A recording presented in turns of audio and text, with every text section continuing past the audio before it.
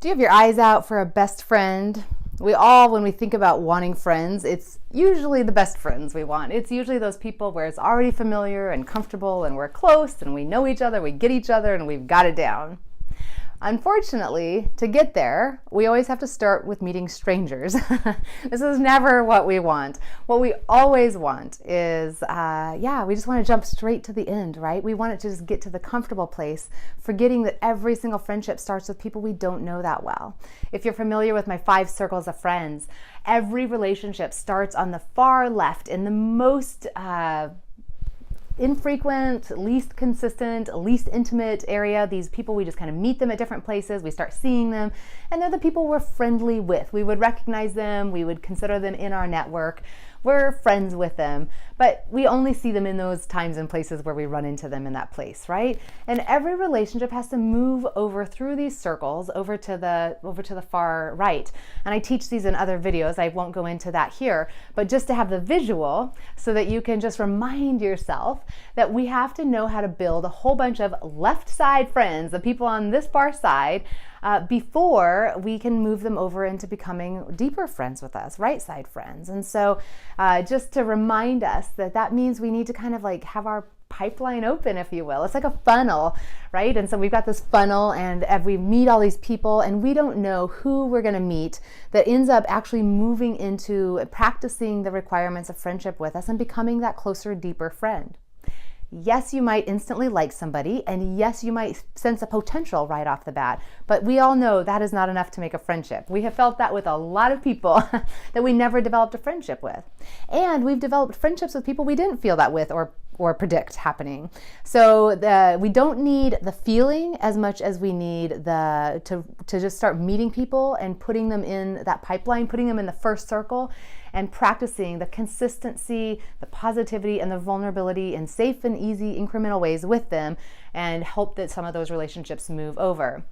In fact, I wanted to share with you, I'm going to read it because it's like a cheat sheet out of my book, Friendships Don't Just Happen, on how to make new friends as an adult. I counted up, many of you have read Rachel Birchie's book, M.Div, Seeking BFF. She went on a date every single week for a whole year and wrote a great book about it. And I counted up her statistics at the end of that and wanted to share those with you. Of those dates, she met 59 women, 35 of whom she met again for a second date. So if you're doing the math with me, that's 24 women she never saw again. She went on a date with them and didn't do a second date. 40% of the total that she didn't see again. So she's got 60% now. Those 35 women dropped to 28 after the second date. Of the remaining 28, in that year, 4 moved away before the end of the year, and 4 others didn't respond to her repeated attempts to pursue friendship, leaving her with a grand total of 22 women. That's 37% of the net. So about a third of the women she met initially ended up becoming, at least after the third, fourth date, that she would consider friends to varying degrees. After a year, she concluded that none of them could be called a BFF in the way that she had started off hoping, and all of them, however, still held that potential for her.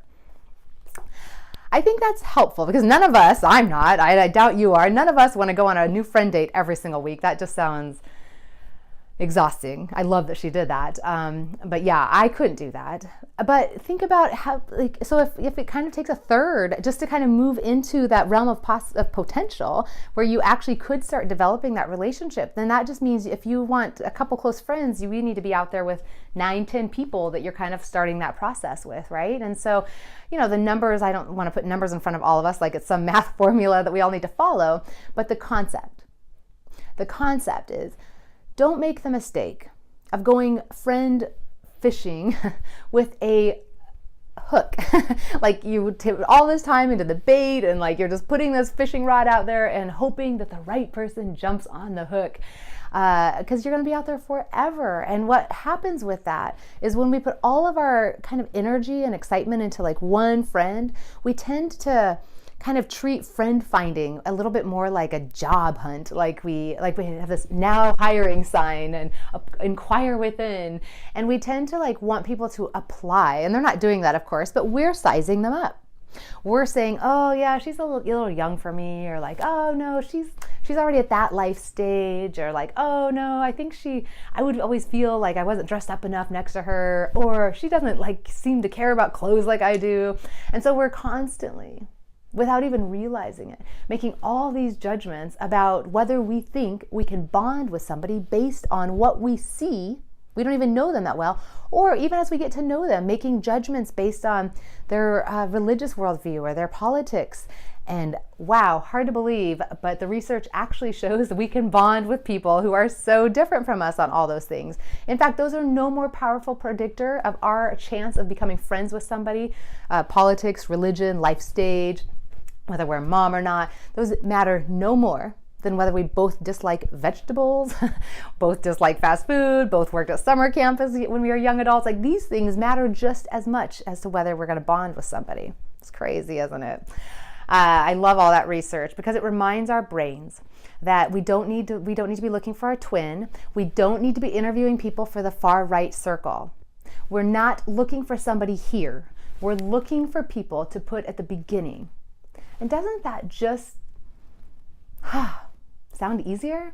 Like, I don't need to interview everybody. I don't need to size them up. I don't need to predict. I don't need to try to decide if we have enough in common.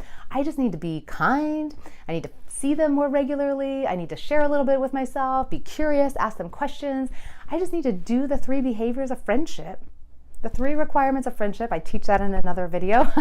I just need to be able to practice those things, and then that will help us be able to move some of these people through, knowing that not all of them are going to come through, and they don't all need to. There's huge value at having some women be on the left side. We don't need it's not BFF or nothing. It's let's meet a whole bunch of people, build up our social network, and then practice the 3 requirements of friendship with as many of them as we can, trusting that a few of them, a third, maybe if Rachel's numbers line up, will end up becoming the people that we value, that we, a few years from now, say are our best friends. So don't go fishing with a hook. Go fishing with a net. Be way more open. Be way more accepting. Have eyes that are excited and enthusiastic and curious about the people you're meeting, and welcome them in to the beginning of your circles. Because if you bring them in at the beginning, at least the chances go up that you're going to have people on the far right soon enough.